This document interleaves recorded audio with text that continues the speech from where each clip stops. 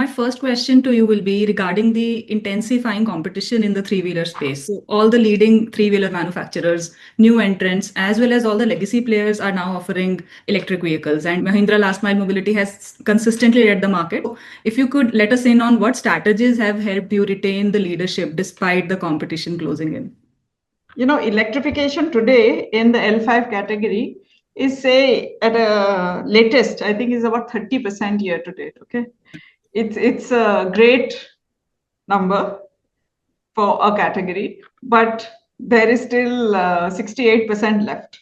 So, in my view, the more players come into the market, and real players, right, real strong OEMs who are in the market, they offer credibility to the category. They offer product choice to the customer, and therefore it results in increasing electrification. So to me, all the OEMs being present in the space indicates that that is a bona fide category and is a matter of focus for all OEMs. So it's actually a very healthy and good thing. Maybe 3-4 years ago, we were 60-70% market share of a very small market, which was not really growing. But today, to be number one, it means something.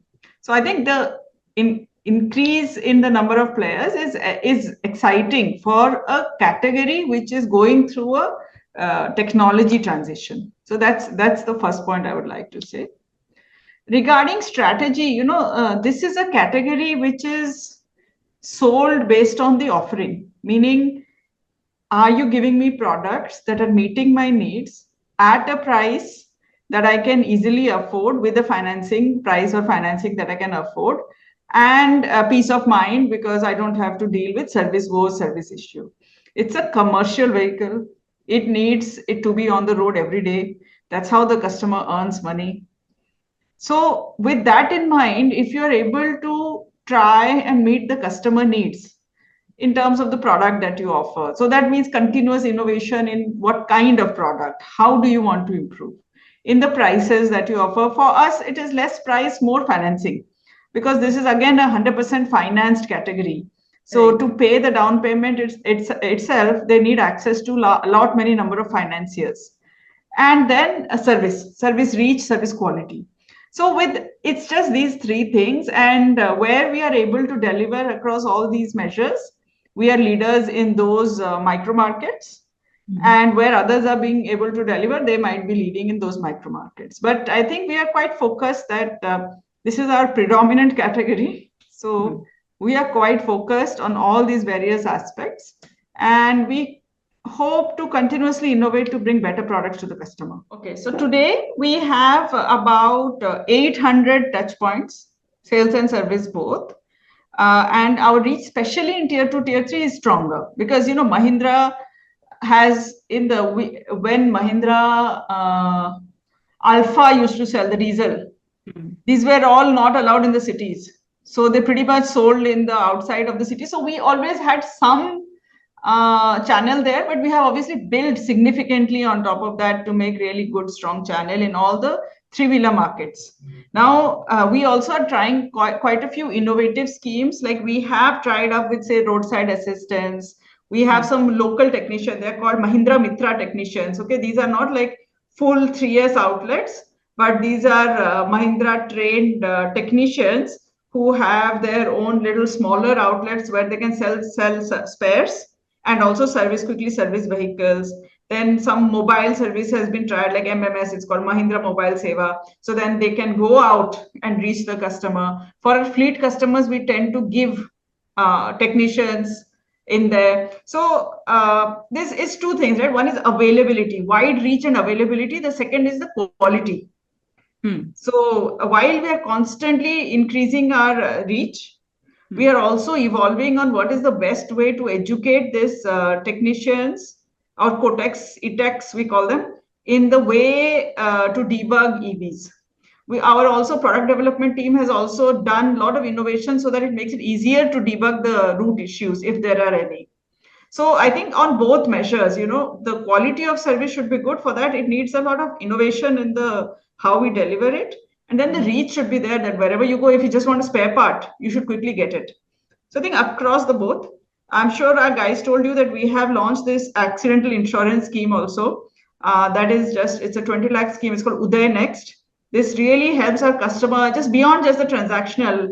God, God willing, nothing bad happens. But in case something happens, then they at least get this accidental insurance benefit. So we're trying across all measures to innovate. The fact is that it is a new category, and we have to find the sweet spot of how to deliver the quality of service, where to deliver it, and at what cost. And we are on the three metrics. We are always tinkering to find the best solution.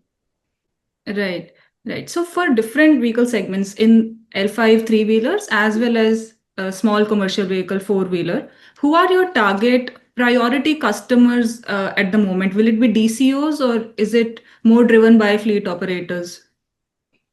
So on the L5N and the cargo, last year and all, we had seen a huge bump up in the e-commerce delivery fleet partners, yeah, who were doing delivery. For whatever reason, that seems to have slowed down a lot.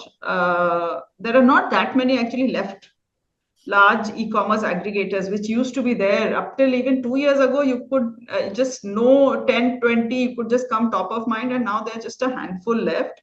So that industry has naturally consolidated. So they are no longer driving they do drive the bulk demand. Okay. So we do the bulk demand for them. But a lot of the change is now happening in fleets of 3s, 4s, 5s, which is the captive fleets. You have a small business and you need it for your own business users. So that's why the captive is where we are now for spending time and energy on. Then there's the government fleet, like the garbage disposal, and those kind of things are also another key aspect of the cargo delivery. But usual, right, like the FMCGs and distributors of the world, they are the obvious users. So they exist. And then there is some like fleet providers are also a part of it. But the mix is now, the growth is now largely in the captive. That's where we are seeing the push. Apart from the vehicle, what other adjacent solutions are provided for fleet operators? Maybe different models of procurement or subscription-based ownership, battery swapping. So are any of these the areas that Mahindra is currently engaged with? Yeah, I mean, quite a few actually. The battery as a service model, that is something that we offer through a financing partner, of course, but that is also something we have offered for over 3 years now with one of our financing partners, that if a customer wants just to buy the vehicle and not the battery, then they cut two leases. The battery is owned by the financier and they pay for the vehicle. There are their own T's and C's, but that's something that we have always offered. Then obviously we offer the usual, the accessorization, etc. Like if you want to build XYZ on top of your vehicle, those things, value-added products, we call them. Like famously, we have just built a coffee shop on a product, which I hope to see on the street sometime. But things like that, value-added products.